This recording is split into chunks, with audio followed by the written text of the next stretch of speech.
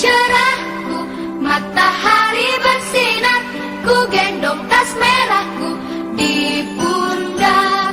Selamat pagi semua, ku nantikan dirimu di depan kelasmu, menantikan kami. Guruku tersayang, guru tercinta, tanpamu apa jadinya aku? Tak bisa baca tulis, mengerti banyak hal. Guruku, terima kasihku. Nyatanya diriku kadang buatku marah, namun segala maaf kau berikan. Assalamualaikum warahmatullahi wabarakatuh. Waalaikumsalam warahmatullahi wabarakatuh. Yang terhormat Ibu Ika Setiawati selaku Kepala Sekolah SD Negeri 01 Matese, yang kami hormati Bapak dan Ibu guru, staf serta karyawan SD 01 Matese.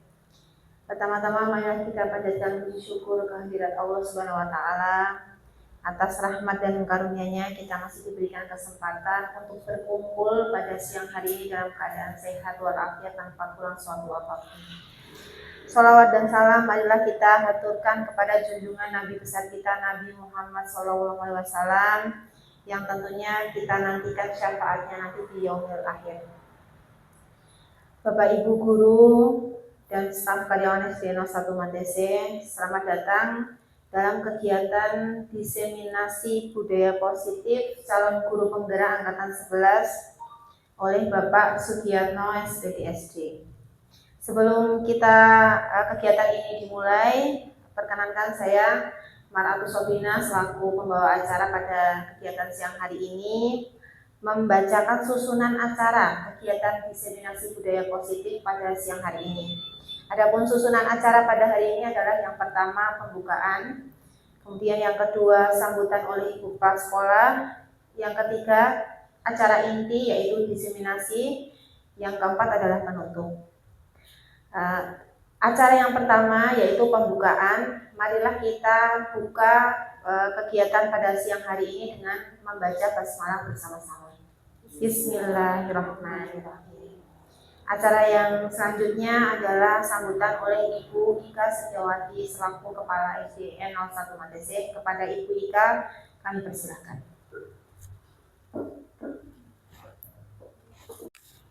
Bismillahirrahmanirrahim. Assalamualaikum warahmatullahi wabarakatuh.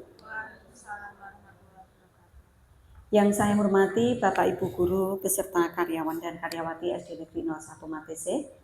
Yang saya hormati dan saya banggakan Bapak Sugiyatno Sarjana Pendidikan selaku CGP Angkatan 11 dari SD Negeri 01 Matese. Puji syukur marilah kita panjatkan kehadirat Allah Subhanahu wa taala karena atas perkenannya pada siang hari ini kita bisa mengikuti diseminasi budaya positif dari Bapak Sugiyatno Sarjana Pendidikan. Semuanya insya Allah dalam keadaan sehat walafiat, tidak kurang suatu apa. Sholawat serta salam semoga selalu tercurah kepada junjungan kita Nabi Muhammad SAW yang senantiasa kita nantikan syafaatnya di yaumul akhir nanti. Bapak Ibu, pada siang ini kita akan mengikuti kegiatan diseminasi budaya positif oleh calon guru penggerak angkatan 11 yaitu Bapak Sugiyatno Sarjana Pendidikan. Monggo kita ikuti berbagi praktik baik yang akan disampaikan oleh Bapak Sugiyatno berupa diseminasi budaya positif dengan tujuan untuk meningkatkan kualitas pembelajaran yang ada di kelas kita. Endingnya adalah meningkatkan prestasi dari anak kita. Dengan mengikuti guru penggerak, Pak Sugiyatno sudah bergerak dan mulai menggerakkan apa yang ada di SD Negeri 01 Matese dengan harapan kita bisa memperbaiki kualitas diri kita dan pembelajaran kita di kelas kita masing-masing. Endingnya nanti kualitas pembelajaran di SD Negeri 01 Matese bisa meningkat nanti akan berdampak kepada peningkatan rapor pendidikan SDN 01 Matese. Harapannya tahun 2024 ini capaiannya bisa meningkat. Demikian Bapak Ibu sambutan yang bisa saya sampaikan.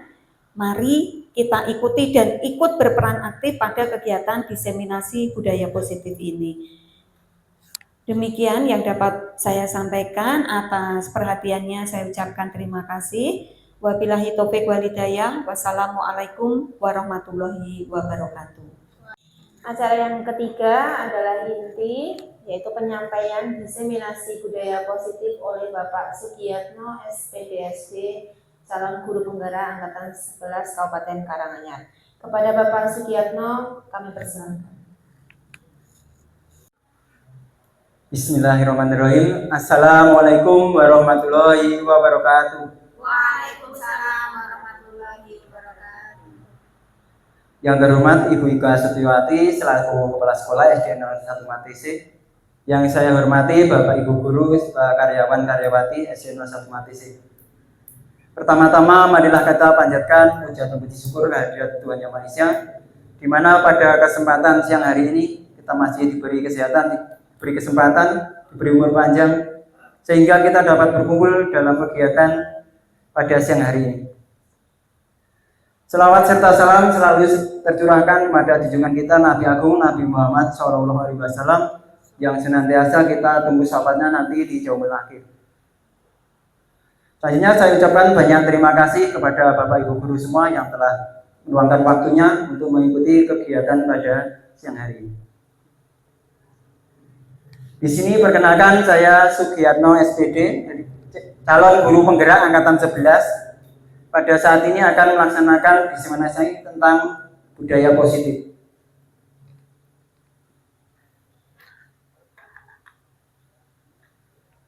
Budaya sekolah memiliki peran yang sangat penting dalam membentuk lingkungan belajar yang kondusif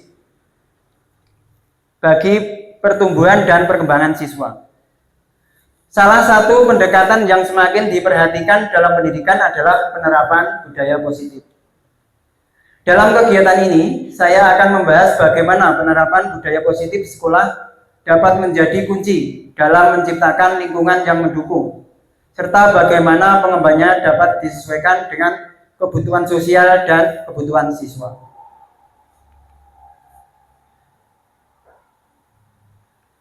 Pengertian budaya positif.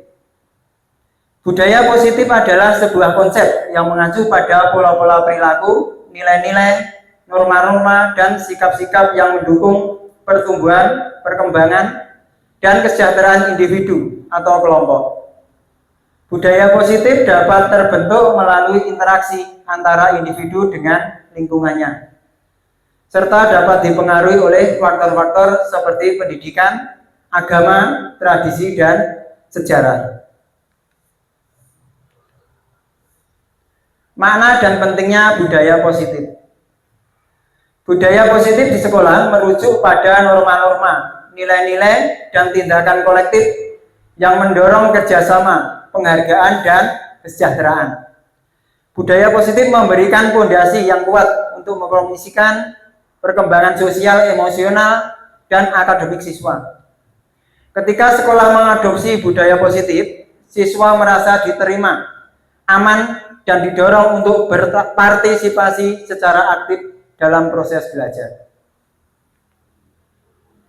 Pentingnya budaya positif terletak pada dampaknya terhadap motivasi belajar dan prestasi akademik siswa.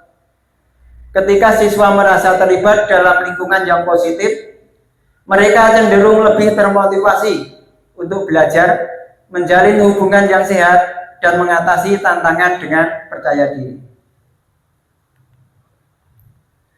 Karakteristik budaya positif.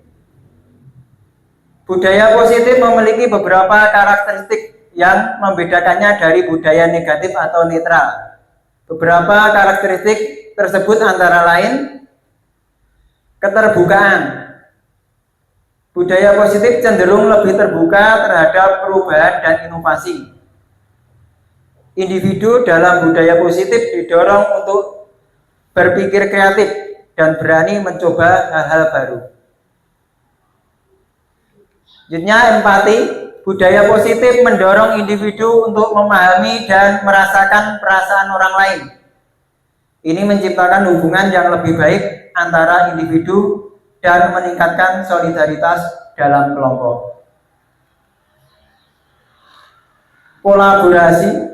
Budaya positif mengutamakan kerjasama dan kolaborasi dalam mencapai tujuan bersama. Individu diajarkan untuk saling mendukung dan bekerja sama demi kebaikan bersama. Kemudian keseimbangan. Budaya positif mempromosikan keseimbangan antara bekerja keras dan bersantai. Individu dihargai atas usaha kerasnya, namun juga diberikan waktu untuk istirahat dan menikmati hidup. Kemudian manfaat budaya positif. Adopsi budaya positif dalam suatu kelompok atau organisasi dapat memberikan berbagai manfaat, baik bagi individu maupun kelompok secara keseluruhan. Beberapa manfaat tersebut antara lain: meningkatkan kesejahteraan individu. Budaya positif menciptakan lingkungan yang mendukung pertumbuhan dan perkembangan individu. Hal ini dapat meningkatkan kesejahteraan mental dan emosional individu. Menciptakan hubungan yang baik. Budaya positif membangun dasar yang kuat untuk hubungan yang baik antar individu. Komunikasi yang terbuka dan kolaborasi yang baik dapat mengurangi konflik dan meningkatkan solidaritas dalam kelompok. Mendorong inovasi. Budaya positif memberikan ruang bagi pemikiran kreatif dan inovatif. Individu dalam budaya positif merasa nyaman untuk berbagi ide-ide baru dan melakukan eksperimen tanpa takut dihakimi. Kemudian strategi dalam membangun budaya positif. Inisiatif budaya positif di sekolah dimulai dengan melibatkan semua stakeholder, mulai dari guru, staf, siswa, hingga orang tua. Ada beberapa langkah kunci yang dapat diambil, misalnya sebagai berikut. Definisi nilai bersama. Menyusun nilai-nilai inti yang akan membentuk dasar budaya positif. Nilai-nilai ini harus mencakup etika, empati, kerjasama, dan penghargaan terhadap perbedaan. Komunikasi terbuka. Sekolah harus mendorong komunikasi terbuka dan transparan antara semua pihak. Hal ini membantu mengatasi masalah dengan cepat dan membangun kepercayaan. Penghargaan dan pengakuan. Menghargai usaha dan prestasi siswa, serta mengakui kontribusi setiap anggota sekolah memperkuat budaya positif. Penanganan konflik yang konstruktif. Mengajarkan siswa dan staf bagaimana menyelesaikan konflik secara sehat dan konstruktif dapat membantu menjaga harmoni dalam lingkungan belajar. Pengakuan dan apresiasi. Memberikan pengakuan dan apresiasi atas usaha dan kontribusi individu dapat meningkatkan motivasi dan kepuasan belajar. Pendidikan dan pelatihan. Mengedukasi anggota kelompok tentang pentingnya budaya positif dapat memberikan pelatihan untuk mengembangkan keterampilan sosial, dapat memperkuat nilai-nilai positif dalam kelompok. Penegakan norma-norma positif. Menegakkan norma-norma positif dan mengatasi perilaku negatif dengan tegas dapat memperkuat budaya positif dalam kelompok. Selanjutnya, pengembangan budaya positif sesuai kebutuhan sosial. Setiap sekolah itu memiliki konteks sosial yang unik. Oleh karena itu, pengembangan budaya positif harus disesuaikan dengan kebutuhan sosial masyarakat di sekitarnya. Berikut adalah beberapa strategi yang dapat diterapkan untuk mengembangkan budaya positif.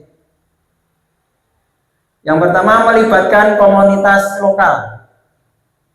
Menggandeng komunitas lokal dalam pembentukan budaya positif mengakomodasi nilai-nilai budaya setempat dan membantu menggabungkan perspektif yang beragam. Kedua, menyasar masalah sosial aktual. Budaya positif dapat dikembangkan dengan menanggapi masalah sosial aktual yang mempengaruhi siswa. Masalah tersebut contohnya bullying atau stres akademik. Yang ketiga adalah kemitraan dengan organisasi non-profit. Beberapa organisasi non-profit itu memiliki program yang dapat membantu mengembangkan budaya positif di sekolah. Menggandeng mereka dapat membawa pandangan baru dan sumber daya yang bermanfaat. Budaya positif sesuai kebutuhan siswa. Selain mempertimbangkan konteks sosial, pengembangan budaya positif juga harus disesuaikan dengan kebutuhan siswa. Setiap siswa memiliki latar belakang dan karakteristik unik. Dengan pendekatan yang sesuai dengan kebutuhan mereka, siswa dapat merasa dihargai dan didukung. Yang pertama adalah menggunakan pendekatan pembelajaran yang beragam. Sini guru harus mengadopsi berbagai metode pembelajaran yang mengakomodasi gaya belajar berbeda, sehingga setiap siswa dapat merasa terlibat dan berhasil.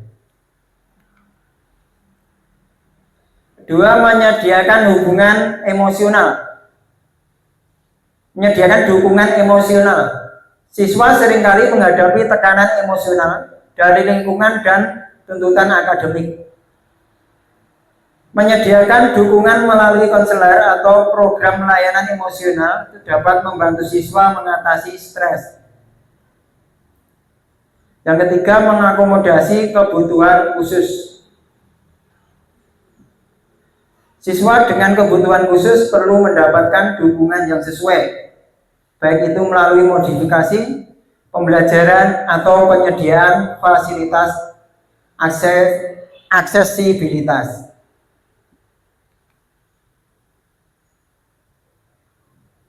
Kemudian mengukur keberhasilan dan kontinuitas.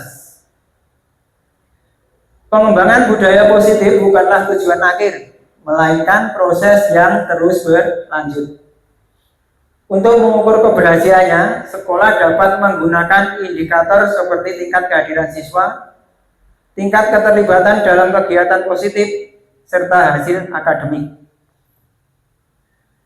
Kontinuitas budaya positif juga memerlukan komitmen yang kuat dari semua pihak terkait. Pengembangan program, pelatihan, dan refleksi teratur yang harus dijadikan bagian integral dari rutinitas sekolah.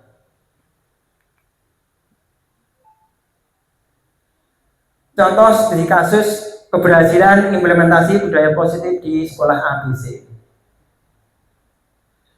Mari kita lihat bersama konsep penerapan budaya positif di sekolah dapat berdampak nyata melalui studi kasus di sekolah ABC. Dalam beberapa tahun terakhir, sekolah ini telah mengadopsi pendekatan budaya positif dengan sukses, yang menginspirasi. Sekolah ABC menyadari bahwa lingkungan belajar yang positif memiliki pengaruh besar terhadap motivasi siswa dan hubungan antara siswa dan guru. Mereka memulai dengan mengidentifikasi nilai-nilai inti yang ingin mereka tekankan, seperti kerjasama, penghargaan terhadap usaha, dan saling mendukung. Dalam penerapannya, guru-guru di sekolah ABC tidak hanya mengajar pelajaran akademik, tetapi juga mengintegrasikan nilai-nilai budaya positif dalam setiap aspek pembelajaran.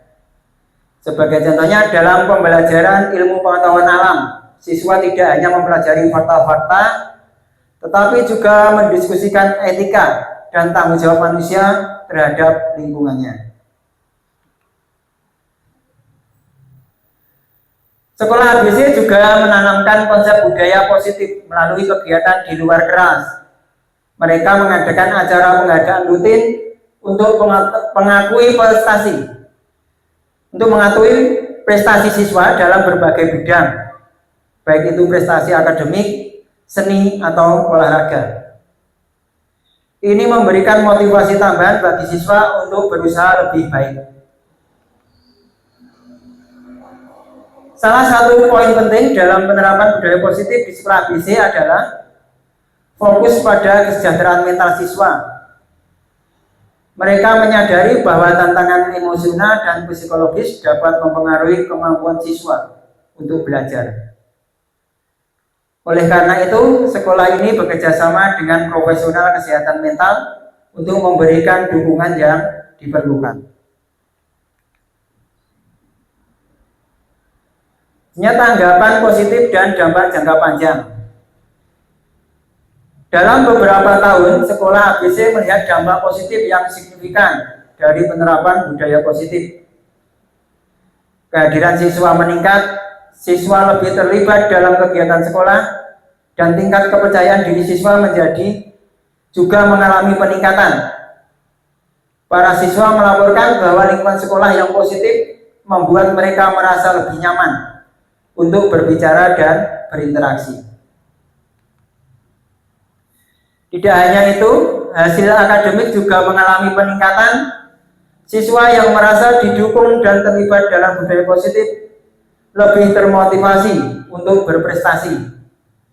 Pencapaian ini bukan hanya tentang angka, tetapi juga tentang perkembangan karakter siswa secara keseluruhan.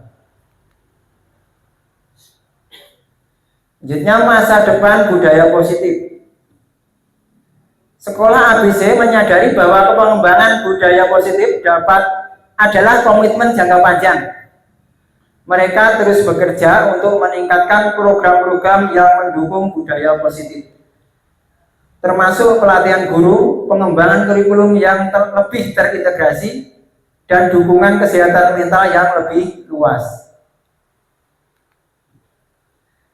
Selain itu, mereka juga merencanakan untuk menjalin kemitraan dengan organisasi di komunitas lokal yang memiliki visi yang serupa.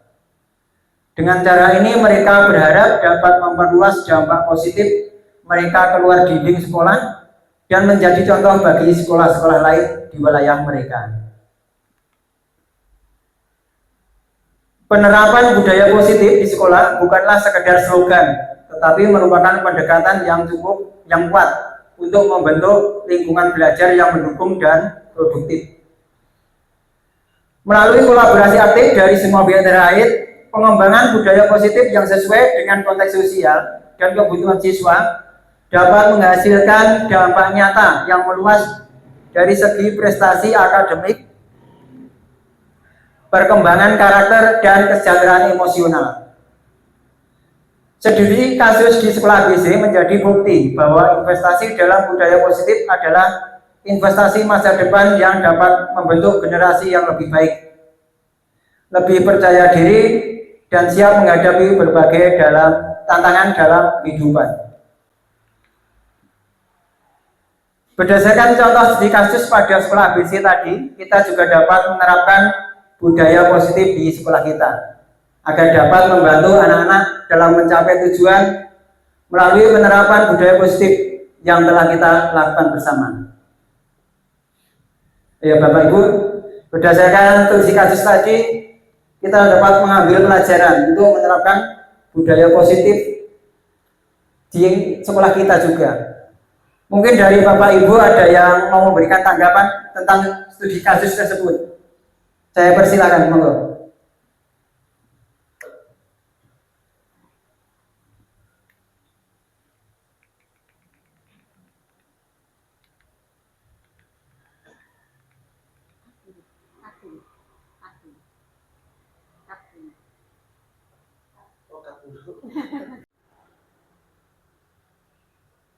Udah. Oh ya.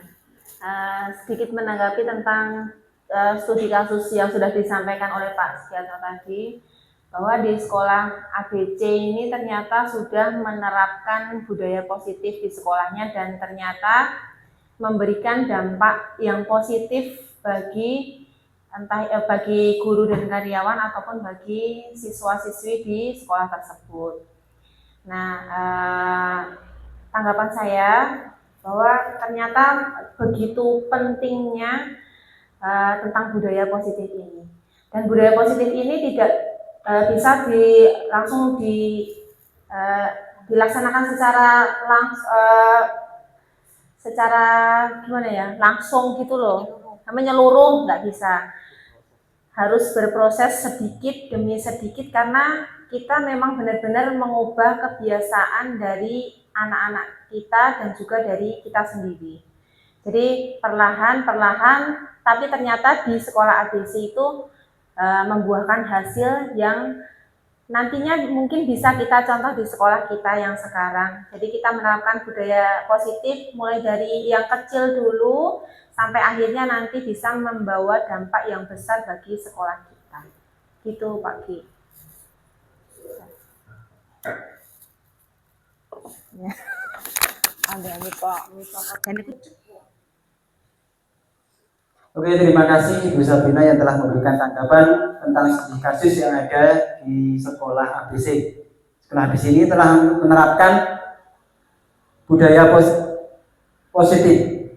Memang benar, budaya positif itu tidak bisa langsung. Itu aja, penerapannya harus melalui proses yang panjang. Sedikit demi sedikit kita dapat menanamkan budaya positif kepada anak-anak. Serta Bapak Ibu guru pun dalam menerapkannya juga butuh keterampilan khusus. Itu ya. Saya kira banyak, terima kasih. Mungkin ada yang lain dari Bapak Ibu guru? Belum. Ya ada. Ya, kalau gitu kita lanjutkan contoh budaya positif. Beberapa contoh budaya positif yang dapat ditemukan dalam berbagai kelompok atau organisasi antara lain budaya kerja yang inklusif. Organisasi mendorong keragaman inklusif, menciptakan lingkungan kerja yang positif dan mendukung perkembangan semua individu. Budaya kolaboratif, kelompok yang mementingkan kerjasama dan kolaborasi dalam mengatasi tantangan, menciptakan hubungan yang baik antara anggotanya. Budaya penghargaan, kelompok atau organisasi yang secara konsisten memberikan penghargaan dan apresiasi atas kontribusi individu cenderung memiliki tingkat kepuasan kerja yang tinggi. Budaya inovasi, organisasi yang memberikan ruang bagi inovasi dan kreativitas mendorong tim untuk berpikir dan luar kotak dan menciptakan solusi-solusi baru. Kesimpulannya, budaya positif merupakan pola perilaku, nilai, norma, dan sikap yang mendukung pertumbuhan, perkembangan, dan kesejahteraan individu atau kelompok. Adopsi budaya positif itu dapat memberikan berbagai manfaat, seperti peningkatan kesejahteraan individu, peningkatan produktivitas, menciptakan hubungan yang baik, dan mendorong inovasi. Strategi yang terencana dan berkelanjutan diperlukan untuk membangun budaya positif, mulai dari komunikasi yang terbuka, pengakuan dan apresiasi, pendidikan dan pelatihan, hingga penegakan norma-norma positif.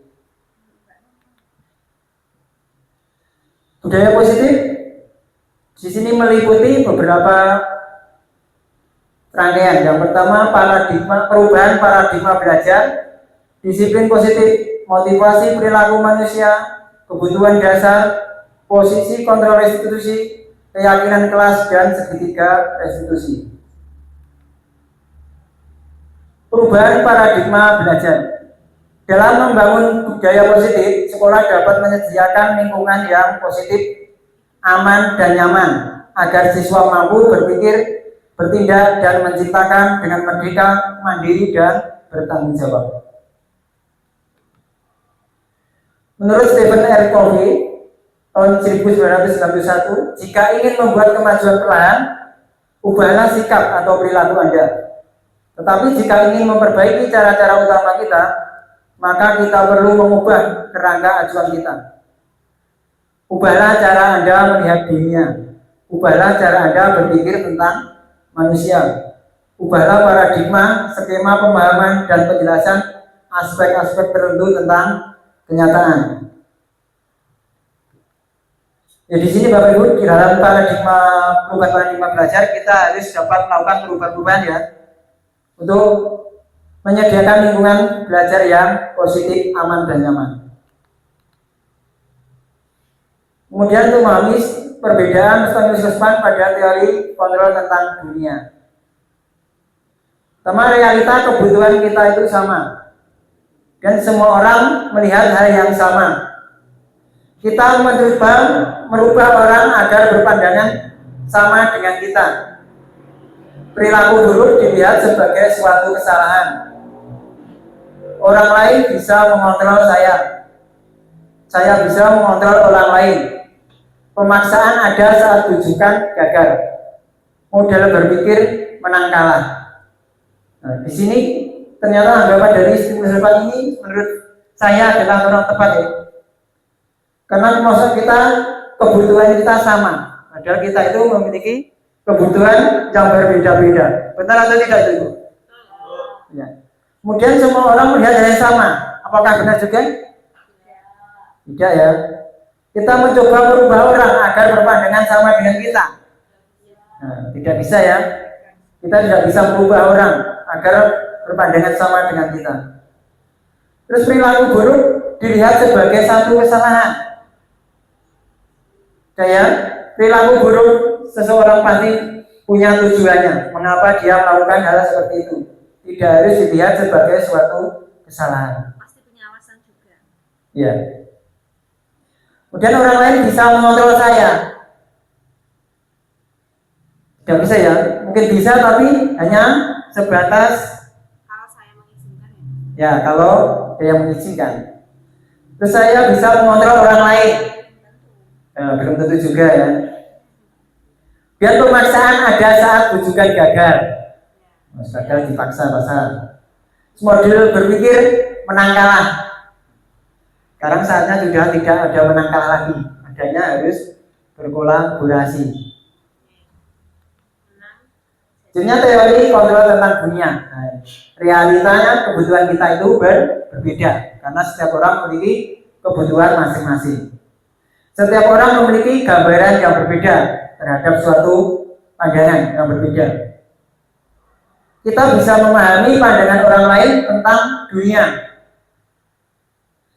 Semua perilaku memiliki tujuan. Nah, ini tadi. Seseorang melakukan kesalahan pasti ada tujuannya.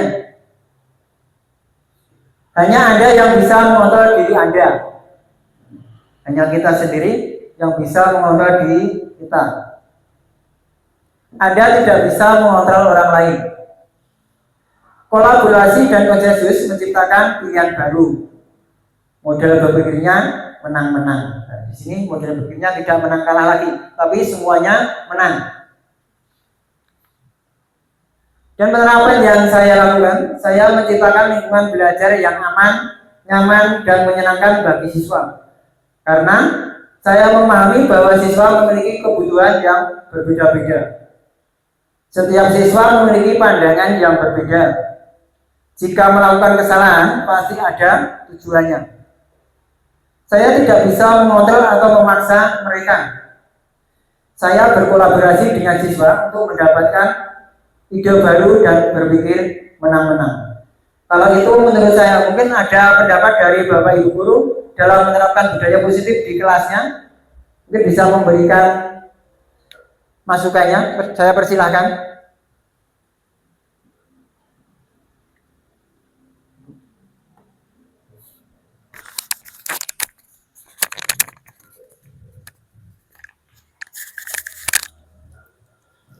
Ini tanggapan mawon nggih Pak Ki, bukan masukan. Ini yang saya lihat penerapan yang telah Pak Ki lakukan di kelasnya untuk menciptakan lingkungan belajar yang aman, nyaman, menyenangkan bagi siswa. Itu karena yang pertama memang betul seorang guru itu harus memahami bahwa siswa memiliki kebutuhan yang berbeda-beda. Anak-anak kita itu jangan disamaratakan. Satu anak dengan anak yang lain memang memiliki kebutuhan yang berbeda. Itu sudah bagus, Pak Ki, sudah tepat sekali bahwa panjenengan telah memahami semua siswa berdasarkan kebutuhannya. Kemudian yang kedua Pak Ki, setiap siswa memiliki pandangan yang berbeda. tepat sekali apa yang telah penjenengan lakukan. Memang pandangan tiap orang itu berbeda berdasarkan latar belakangnya masing-masing anak. Nah, ini untuk poin yang ketiga yang ingin saya sampaikan. Jika melakukan kesalahan pasti ada tujuannya. Bukan hanya tujuan yang dimiliki oleh anak dalam melakukan kesalahan, tetapi mungkin ketika anak itu melakukan kesalahan itu pasti ada latar belakangnya, Pak Gi. Mungkin karena tidak tahu jadi bisa melakukan kesalahan, itu bisa jadi. Jadi kadang kesalahan tidak hanya dilakukan untuk mencapai tujuan tertentu, tetapi kesalahan dilakukan karena latar belakang yang dimiliki oleh anak-anak kita. Maka ini saja penekanan yang ingin saya sampaikan pada poin yang ketiga, Pak Gi. Kemudian yang keempat dan kelima itu sudah tepat bahwa guru itu tidak bisa mengontrol atau memaksa anak. Kemudian yang kelima, guru berkolaborasi dengan siswa untuk mendapatkan ide baru dan berpikir menang-menang. Nah, itu adalah hal yang sangat tepat. Jadi tidak ada pemikiran menang kalah, tetapi harus menang-menang dan dilakukan dengan cara kolaborasi. Nah, dan demikian saja tanggapan dari saya. Terima kasih kesempatan yang diberikan kepada saya. Oke, terima kasih Bu Kay yang telah memberikan tanggapan tentang penerapan budaya positif yang saya lakukan di kelas, yaitu memberi masukan tentang jika melakukan kesalahan itu pasti ada tujuannya. Nah, di sini ternyata anak-anak itu tidak melakukan kesalahan tidak hanya pada tujuan saja, tapi dilihat dari latar belakangnya juga dalam melakukan suatu kesalahan. Mungkin hari ini nanti juga bisa diterapkan di kelas masing-masing Bapak Ibu ya. Selanjutnya ini adalah foto kegiatan pembelajaran yang aman dan nyaman. Ini disiplin positif. Bapak Ki Hajar Dewantara menyatakan bahwa untuk menciptakan siswa yang merdeka, maka syarat utamanya harus mempunyai disiplin yang kuat, yaitu disiplin diri yang berasal dari motivasi internal, yaitu motivasi dari dalam diri sendiri. Jika tidak mempunyai motivasi internal, maka diperlukan motivasi eksternal atau dari luar atau dari orang lain untuk mendisiplinkan dirinya. Diana Gosen menyatakan bahwa kata disiplin itu berasal dari bahasa Latin disiplina, yaitu berarti belajar. Kata disiplinnya juga berasal dari akar kata yang sama, yaitu disipel atau murid pengikut. Diana juga menyatakan bahwa disiplin juga berkorelasi dengan disiplin diri siswa. Disiplin sendiri dapat membuat seseorang menggali semua potensi dirinya untuk mencapai suatu tujuan, sesuatu yang dihargai dan bermakna. Teori kontrol menurut Dr. William Glasser. Selanjutnya psikiater dari pendidik Dr. William Glasser dalam kontrol teori yang kemudian hari berkembang dan dinamakan Coase Theory, menuliskan beberapa konsepsi tentang makna kontrol. Ilusi guru mengontrol murid. Pada dasarnya kita buat sesuatu jikalau murid tersebut memilih untuk tidak melakukannya. Di sini kita sebagai guru ya tidak dapat memaksa murid untuk melakukan sesuatu. Walaupun tampaknya guru sedang mengontrol perilaku murid, hal demikian terjadi karena murid sedang mengizinkan dirinya untuk dikontrol. Saat itu bentuk kontrol guru yang menjadi kebutuhan dasar yang dipilih murid tersebut. Teori kontrol menyatakan bahwa semua perilaku memiliki tujuan, bahkan terhadap perilaku yang tidak disukai. Kemudian ilusi bahwa semua penguatan positif efektif dan bermanfaat. Penguatan positif atau bujukan itu adalah bentuk-bentuk kontrol segala usaha untuk mempengaruhi murid-murid agar mengulangi suatu perilaku tertentu. Adalah suatu usaha untuk mengontrol murid tersebut. Dalam jangka waktu tertentu, kemudian murid-murid tersebut akan menyadarinya dan mencoba untuk menolak bujukan kita, atau bisa jadi murid tersebut menjadi tergantung pada pendapat sang guru untuk berusaha. Selanjutnya, ilusi bahwa kritik dan membuat orang merasa bersalah dapat menguatkan karakter. Menggunakan kritik dan rasa bersalah untuk mengontrol murid menuju pada identitas gagal, mereka belajar untuk merasa buruk tentang diri mereka. Mereka mengembangkan dialog diri yang negatif. Kadangkala sulit bagi guru untuk mengidentifikasi bahwa mereka sedang melakukan perilaku ini.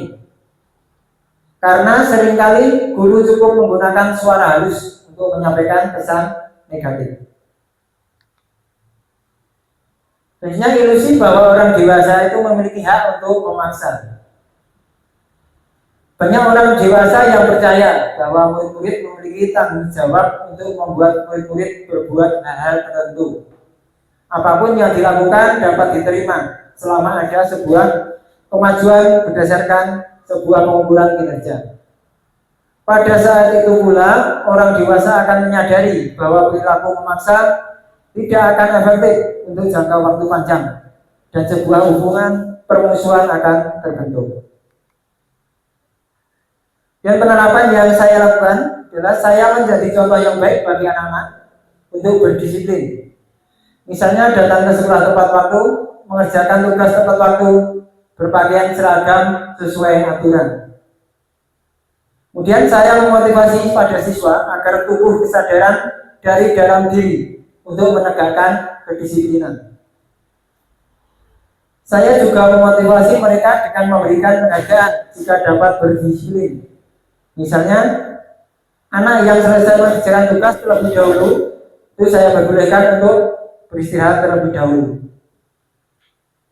Mungkin dari Bapak Ibu ada yang mau menambahkan ini tentang penerapan disiplin di kelasnya. Saya persilahkan.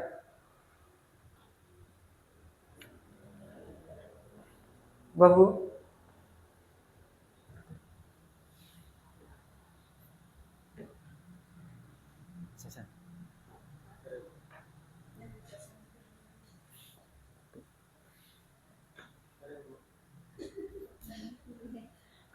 Bapak Ibu, penerapan disiplin di kelas di sekolah.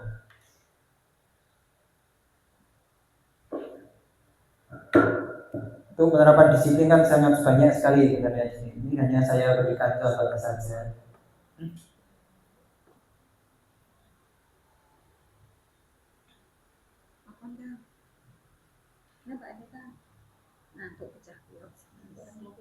Benar. Menambahkan. Ya. Silakan untuk menambahkan. Penerapan disiplin positif. Pengalaman yang dilakukan. Ya, pengalaman yang telah dilakukan dalam menerapkan disiplin positif. Bu catat. Mbak Desi. Apa Mbak Sabrina terus nyekel mic karo aku.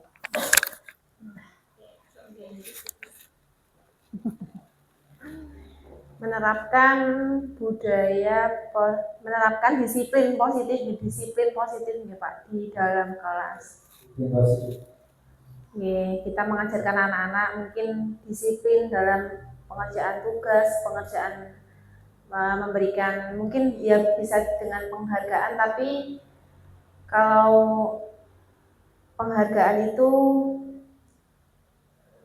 saya rasa tidak, anak-anak belum tidak akan terlalu gimana ya Pak ya.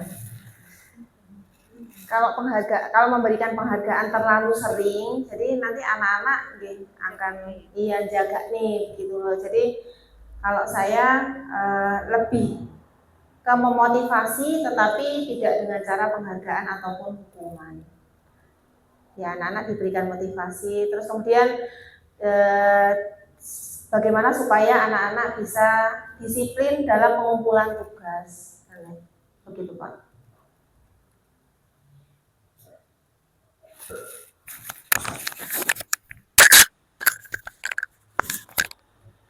Baik, terima kasih Bu Sabrina telah memberikan masukan tentang penerapan disiplin positif. Di sini juga memberikan motivasi pada anak-anak ya, agar selalu berdisiplin, terutama dalam mengerjakan tugas dan yang lain-lainnya. Ini adalah foto kegiatan, itu menjadi teladan dan memberi motivasi pada anak-anak. Kemudian motivasi perilaku manusia untuk menghindari ketidaknyamanan atau hukuman. Itu seseorang berperilaku untuk menghindari permasalahan yang mungkin muncul dan berpengaruh kepada mereka secara fisik, psikis atau tidak terpenuhinya kebutuhan mereka. Bila mereka tidak melakukan tindakan itu. Misalnya untuk mendapatkan imbalan atau penghargaan dari orang lain. Seseorang berperilaku untuk mendapatkan pujian, hadiah, atau imbalan dari orang lain yang menurut mereka penting dan mereka letakkan dalam dunia berkelas mereka. Selanjutnya untuk menjadi orang yang mereka inginkan dan menghargai diri sendiri dengan nilai-nilai yang mereka percaya. Orang melakukan sesuatu karena nilai-nilai mereka yang diyakini dan dihargai. Motivasi ini akan membuat orang mempunyai disiplin positif karena motivasinya bersifat internal. Ini adalah foto kegiatan dalam mengerjakan tugas untuk menghindari hukuman atau konsekuensi yang telah disepakati. Kemudian kebutuhan dasar manusia. Semua yang dilakukan setiap manusia tentu mempunyai tujuan, yaitu untuk mendapatkan apa yang diinginkan. Menurut Dr. William Glasser dalam Choice Theory, terdapat 5 kebutuhan dasar manusia, yaitu pertama, kebutuhan bertahan hidup. Ini merupakan kebutuhan yang bersifat psikologis untuk bertahan hidup.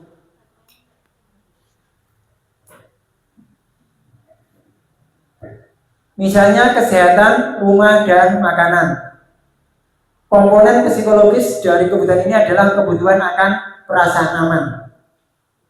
Di dalam bentuk memenuhi kebutuhan bertahan hidup, kita harus memenuhi kesehatan, rumah, makanan, serta perasaan yang aman. Kemudian yang kedua, kebutuhan cinta dan kasih sayang. Kebutuhan untuk diterima di lingkungan di sekitarnya.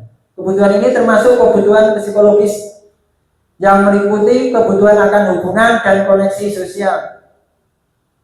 Kebutuhan untuk memberi dan menerima kasih sayang.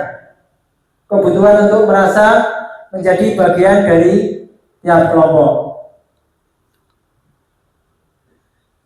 Selanjutnya kebutuhan penguasaan.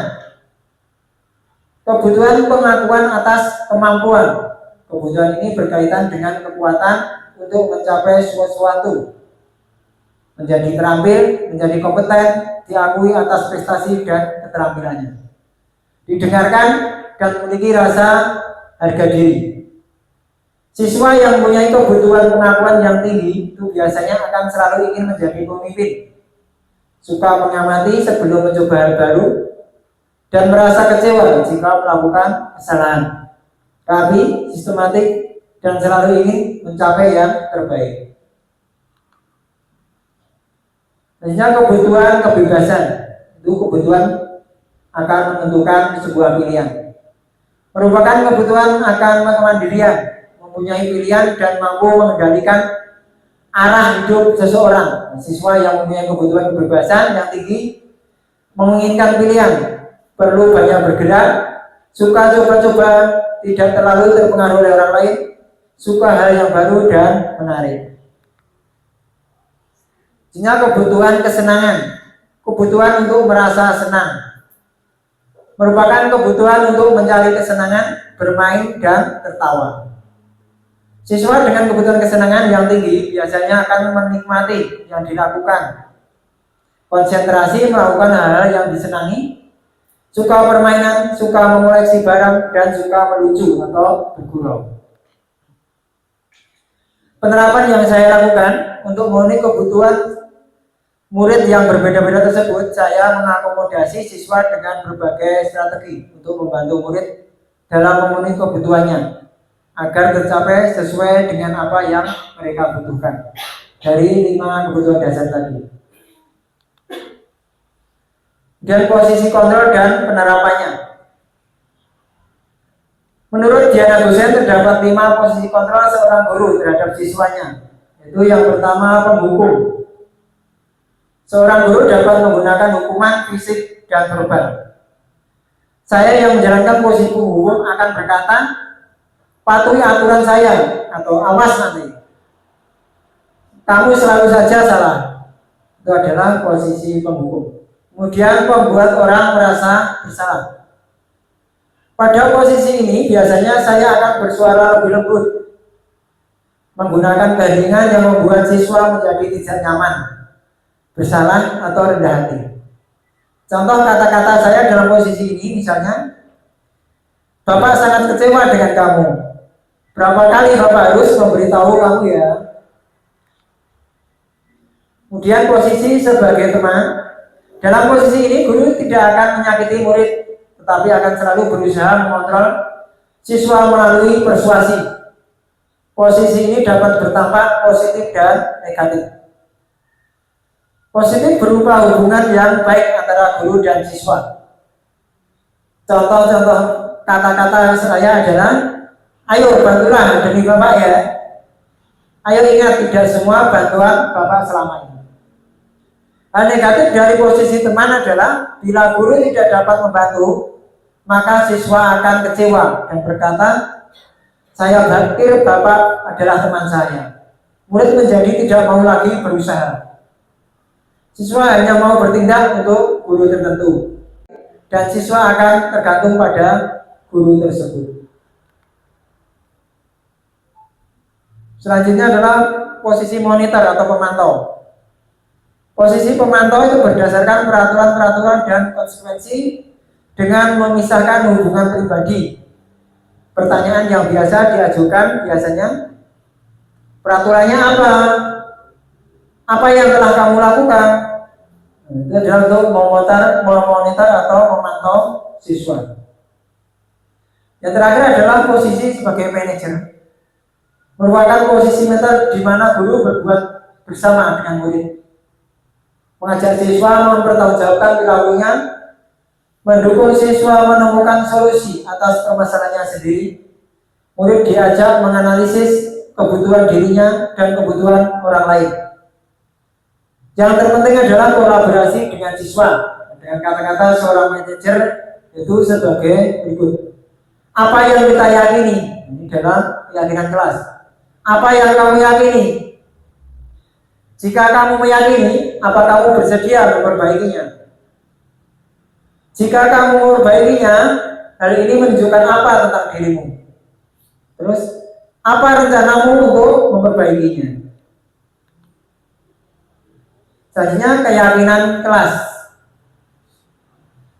Keyakinan kelas adalah seperangkat nilai dan prinsip yang disepakati bersama oleh guru dan siswa untuk menciptakan lingkungan belajar yang positif, aman, dan kondusif.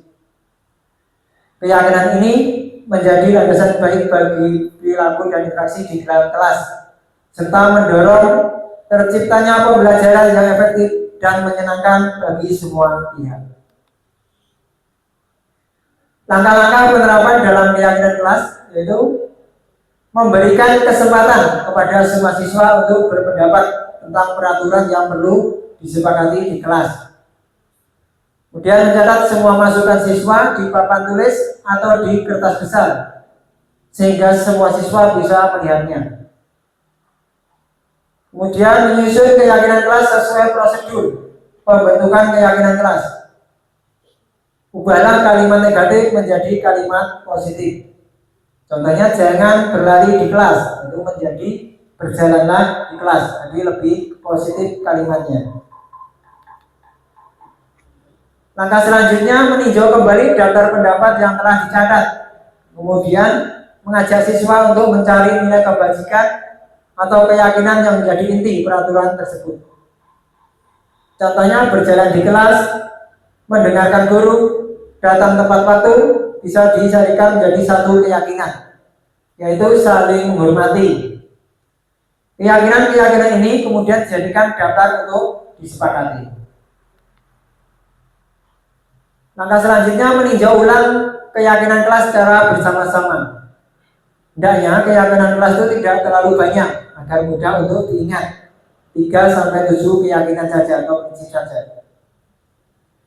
Setelah keyakinan kelas selesai dibuat, maka semua anggota kelas dapat meninjau ulang dan menyetujuinya, bisa jadi menandatangani keyakinan tersebut di antara guru dan siswa. Kemudian keyakinan kelas dapat ditempel di dinding kelas agar mudah untuk dilihat oleh semua siswa dan guru. Ini adalah foto kegiatan dalam pembuatan keyakinan kelas.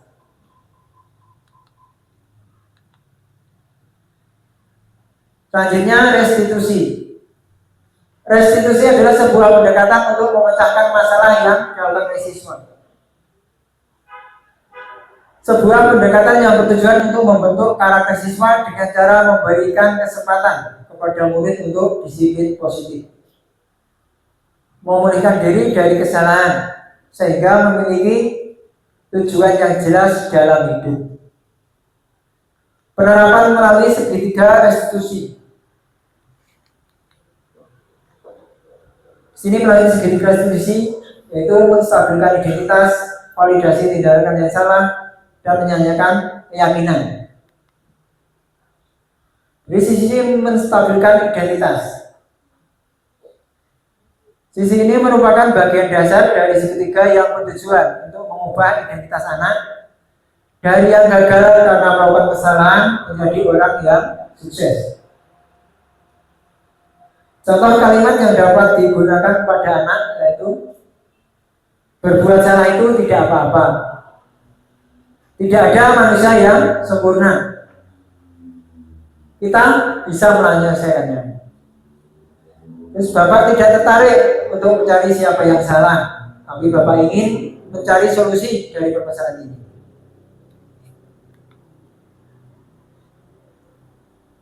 Jadinya sisi validasi tindakan yang salah. Restitusi tindakan menyarankan guru berbicara kepada siswa bahwa melanggar peraturan adalah sikap yang baik.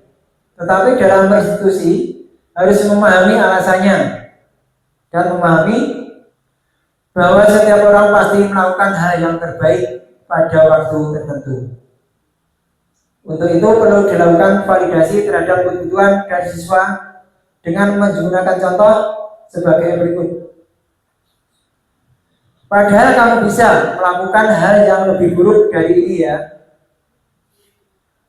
Kamu pasti punya alasannya mengapa melakukan hal itu.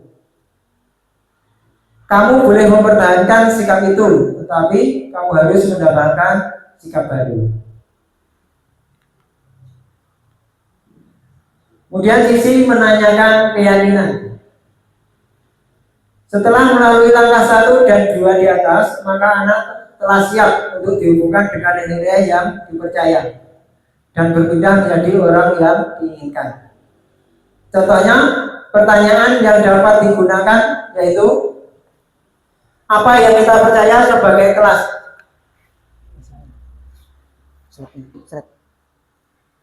Apa yang kita percaya?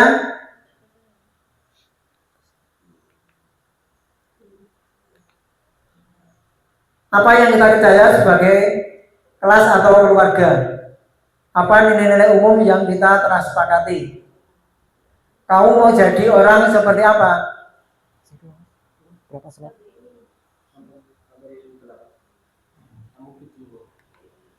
Kemudian penerapan yang saya lakukan itu membantu siswa dalam menyelesaikan masalah yang dihadapi siswa dengan berdiskusi melalui segitiga restitusi dan minta tanggapan pada siswa dalam 2 contoh kasus.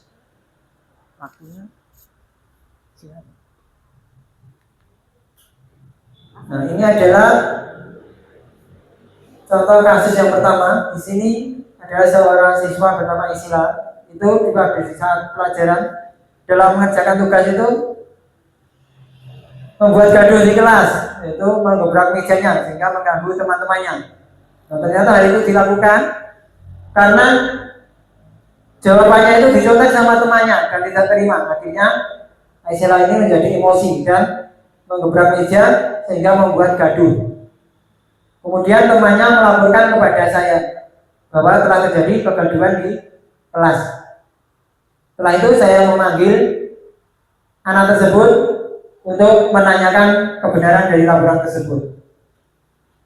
Ini adalah video yang harapan saya untuk menyelesaikan kasus yang telah dialami oleh siswa tersebut.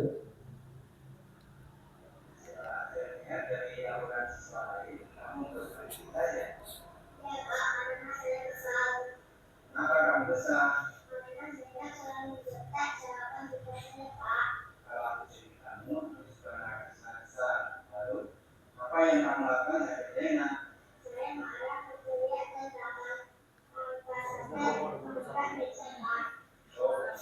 Kamu berbuat seperti itu pasti ada alasannya.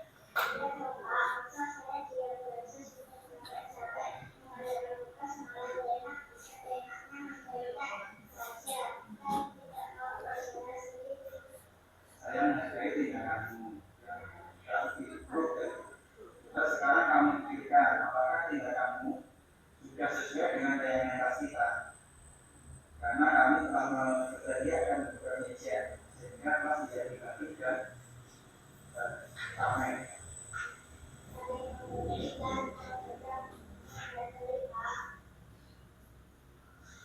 Ya.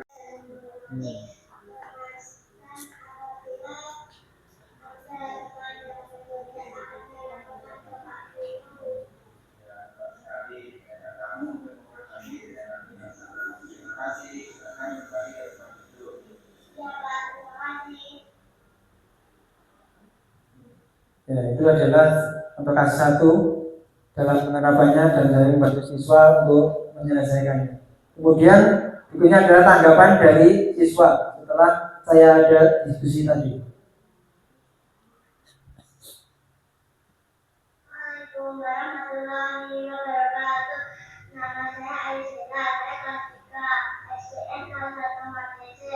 Saya senang sekali diajak diskusi oleh Pak Guru untuk mencari solusi tentang masalah yang saya hadapi dengan mengendalikan diri dan amarah dari saya harus banyak bersahabat dan menghormati orang lain. Terima kasih. Assalamualaikum warahmatullahi wabarakatuh. Itu tadi tanggapan dari siswa yang telah dibantu dalam penyelesaian kasus. Kemudian untuk kasus yang kedua, di sini adalah anak sering datang terlambat. Nah, karena kalau malam itu begadang dan main HP saja sehingga bangunnya kesiangan dan datang ke sekolah terlambat.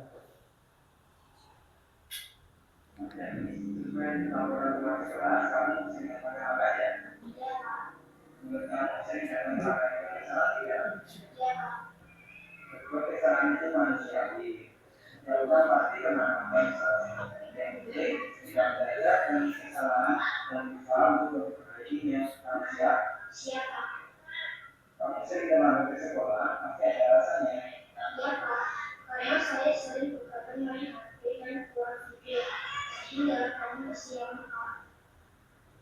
Kamu ingat kan dengan merealisasikan? Kenapa? Menurut kamu pengadilan apa yang tak pernah ya? Disiplin Pak. Menurut kamu disiplin itu penting ya? Penting Pak. Kalau saya disiplin pada waktu datang ke sekolah, maka saya tidak akan ketinggalan pelajaran Pak. Dan saya bisa menghargai waktu. Terus tadi, menghargai waktu itu penting. Kita juga menghargai orang lain serta melatih kepedulian. Iya Pak, saya merasa bersalah jika sering terlambat sekolah dan kurang disiplin. Saya mohon maaf Pak dan berjanji untuk tidak mengulanginya lagi Pak. Ya, bagus. Jika mereka melakukan sesuai dengan yang dilakukan. Jika merasa bersalah, harus meminta maaf dan berusaha untuk memperbaiki kesalahan tersebut. Menurut kamu, apa saja yang kamu lakukan agar tidak kembali ke sekolah? Saya tidak akan begadang main HP lagi. Agar bisa bangun pagi dan akan lebih menghargai waktu Pak. Kira-kira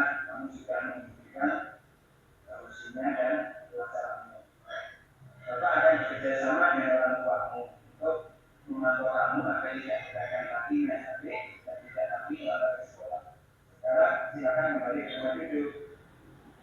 Ya, Pak. Terima kasih. Itu tadi adalah diskusi dalam pemecahan masalah. Kemudian selanjutnya tanggapan dari siswa tersebut. Warahmatullahi wabarakatuh. Nama saya Danis, kelas 3A STM 01 Madisik. Saya ucapkan terima kasih pada Pak Guru yang telah mengajak saya diskusi tentang permasalahan yang saya hadapi dan dapat menemukan solusi pemecahan masalah. Saya tidak akan berkadang main HP lagi agar tidak terlambat ke sekolah. Terima kasih. Wassalamualaikum warahmatullahi wabarakatuh. Itu dari dua contoh kasus tadi, itu ternyata anak-anak dalam melakukan sebuah kesalahan itu mempunyai tujuan tertentu, apalagi ada alasannya. Kemudian berdasarkan yang kita terapkan itu anak-anak bisa mengembalikan untuk menjadi lebih baik lagi berdasarkan dari kesalahan tersebut. Dan mungkin itu yang dapat saya sampaikan pada kegiatan siang hari ini. Ada kurang lebihnya, saya mohon maaf yang sebesar-besarnya. Bila topik walidaya, wassalamualaikum warahmatullahi wabarakatuh.